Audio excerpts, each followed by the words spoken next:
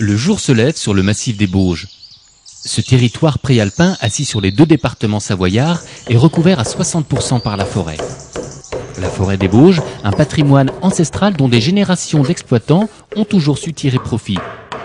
Mais attention, c'est au rythme des saisons et des cycles lunaires que la précieuse ressource a toujours été exploitée. Robert est aujourd'hui à la retraite. Mais cet ancien bûcheron a conservé intacte sa passion pour le bois. Nos ancêtres, ils faisaient très attention à couper le bois. Très attention à la lune, hein, la lune. Ça, vous voyez, il n'y a aucune bestiole dedans, hein, c'est dur comme du fer. Et pourtant, c'est vieux, ça. C'est très vieux, oui. Moi, j'ai 70 ans, 75 ans, je les ai tout le temps vus comme ça, hein, tout le temps vus comme ça. Et ils n'ont eu ni un produit, ni rien du tout. Vous pensez que le bois aujourd'hui, coupé comme il est coupé, il tiendrait aussi longtemps? Non, je crois pas. C'est coupé n'importe quand, n'importe quelle date, mais on peut pas retourner à l'arrière, hein.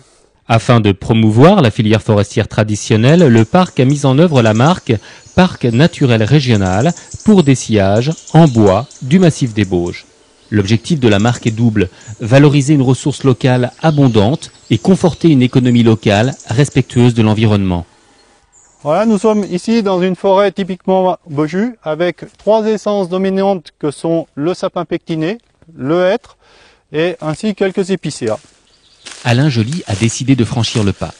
Cet exploitant est le premier à avoir adhéré à la marque du parc naturel régional du massif des Bauges. Une marque destinée à valoriser le bois et ses dérivés travaillés selon les cycles lunaires.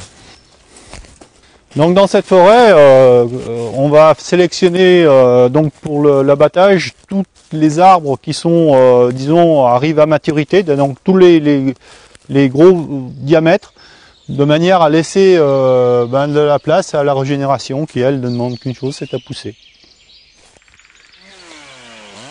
Les deux essences concernées par la marque Parc sont l'épicéa et le sapin pectiné. Pour optimiser leur résistance mécanique et garantir leur durée dans le temps, il est très important de couper les arbres entre le début du mois de mai et la mi-août. À cette période, la sève est en phase montante, ce qui est très bon car l'écorçage en sera facilité. Disons que pour la marque Parc, on s'efforce toujours de produire une qualité supérieure, c'est-à-dire avoir sélectionné des arbres dans une forêt comme celle-ci, où vous avez des arbres très avancés avec de petites branches qui donnent des sillages de bonne résistance, avec de petits nœuds et donc plus durables. Après les branchages, le bûcheron écorce l'arbre à l'aide d'un pelu. Cette étape va faciliter le séchage de l'arbre et éviter que les insectes se réfugient entre l'écorce et l'aubier. Avec l'écorçage, plus besoin de traitements polluants et coûteux avant et après l'abattage contre les insectes xylophages. Ultime soin apporté à l'agrume, la cime que l'on appelle le houppier est laissée intacte. Cela va contribuer à accélérer le séchage en tirant la sève. Un bois plus durable, de bonnes propriétés mécaniques, des qualités et des atouts qui séduisent les professionnels de la filière bois. Donc ce bois a un taux d'humidité très faible et a de très bonnes qualités mécaniques. Et c'est une charpente, une future charpente qui sera destinée pour faire une maison de Saturbois. C'est du bois qui est marqué Parc des Bauges. Ce constructeur de maisons individuelles est un industriel.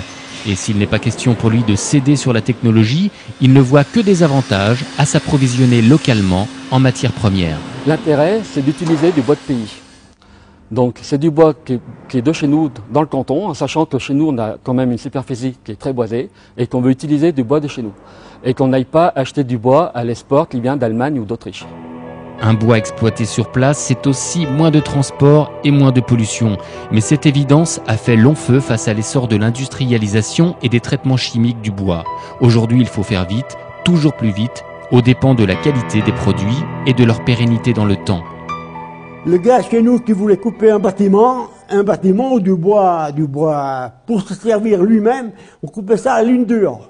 C'est l'une dure, dernier quartier. Le sapin, surtout le sapin, on le coupait au mois de mai quand la sève commence à monter, qui s'écorce bien. Et il reste beaucoup moins lourd, il sèche beaucoup mieux. Les grumes écorcées sont restées sur le parterre de la coupe au minimum 45 jours. Le bois a perdu l'essentiel de son humidité. Le débardage en est largement facilité. Un bois plus léger, c'est aussi moins d'énergie pour le déplacer. Au niveau de l'impact sur les sentiers, ça se ressent, un bois qui est plus sec et qui est plus facile à transporter ou pas? Bien sûr, parce que quand on a, mettons sur une coupe, qui font environ, je dirais 500 mètres cubes, on descend en bois écorcé, on va descendre à peu près, grosso modo, autour de 400 et quelques tonnes. Avec du bois non écorcé, on va être à 600-700 tonnes, quoi. Donc ça fait une grosse différence d'impact.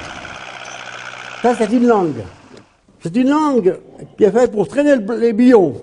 Donc, ça tourne. Vous voyez, ça tourne. Et ça, on plantait ça dans les billons. On retrouve le billon avec la langue qu'on dit planter ici. Dans le milieu du billon, et le bois il pouvait tourner, autrement ça casse les chaînes.